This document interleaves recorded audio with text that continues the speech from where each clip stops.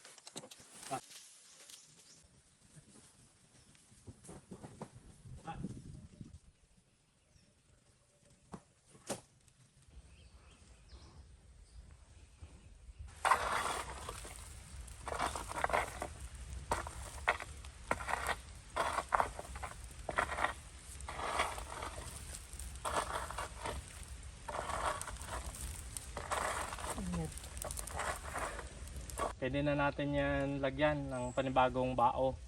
Kasi kakaunti na lang yung lingas niya. Sigurado kakaunti na lang yung hindi pa nagiging uling sa ilalim niyan. So dadagdagan na natin.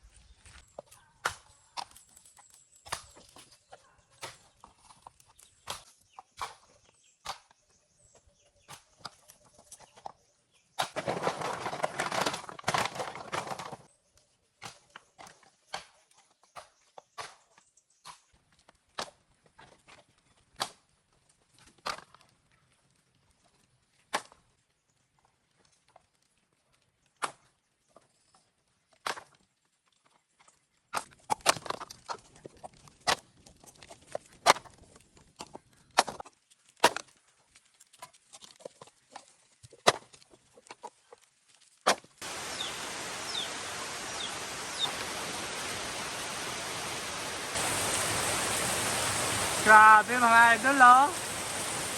Inulan tayo. Grabe. Hindi man lang nakisama yung panahon, oh. Grabe, lakas ang ulan. Matatagalan tayong mag-uling nito.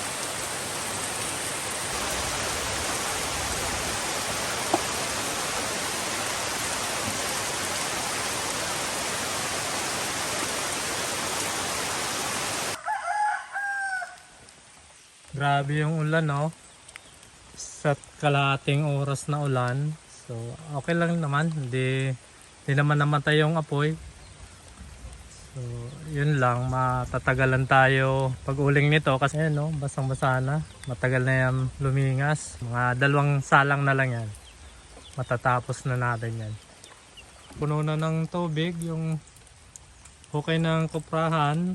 So dito na lang ako kuha kasi malapit lang naman dito. 5 balde pa lang kasi yung nahakot ko dun sa drum, di pa naman puno. So dito na ako kukuha. Ano? Diyan ako kukuha. Saka sa uling lang naman gamitin. Okay lang yan kahit ganyan siya tubig natin.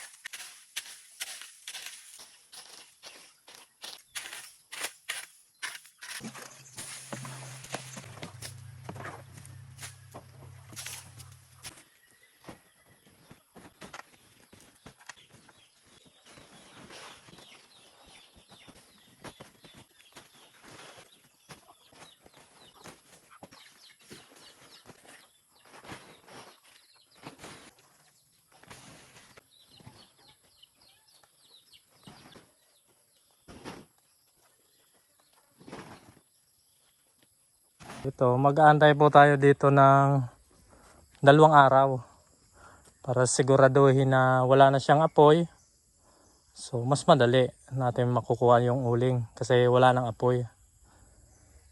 So magkaantay tayo ng 2 araw.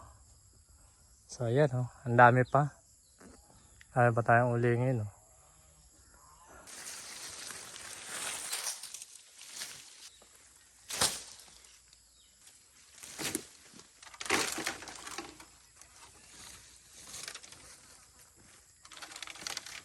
Ito, linagyan natin ng harang siya. Kasi baka mabutas yung dahon dyan. Halimbawa, itong manok, baka kahig ng kahig siya dyan. Mabutas yung dahon. Sigurado sisingaw yan. Wala tayong papakinabangin yan pag yan sumingaw. Kaya linagyan natin ng ganito.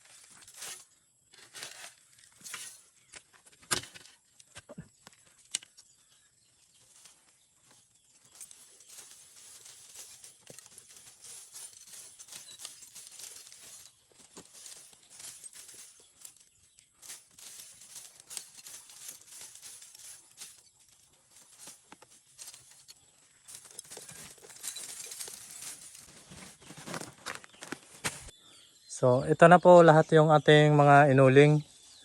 6 na sako at kalahati yung laman nito. So malalaki kasi yung ating mga sako kaya ganyan, 6 at kalahati lang. So marami pa naman tayong ulingin bukas. Yan o. Yan po. Yan, siguro lalampas pa yan dito 1 salang pa. So bukas ulingin natin yung natitira pa. Saka yon yung medyo may lupa yon. Atin sasalain dito tulad kanina. Sasalain pa natin kasi maraming lupa. Yung nagsipaglaglagan kasi yung pang tabi ng lupa sa ating hukay. Kaya inaalis natin yon, sinasala. Para di na sumama doon sa pinakabaon natin. So yan.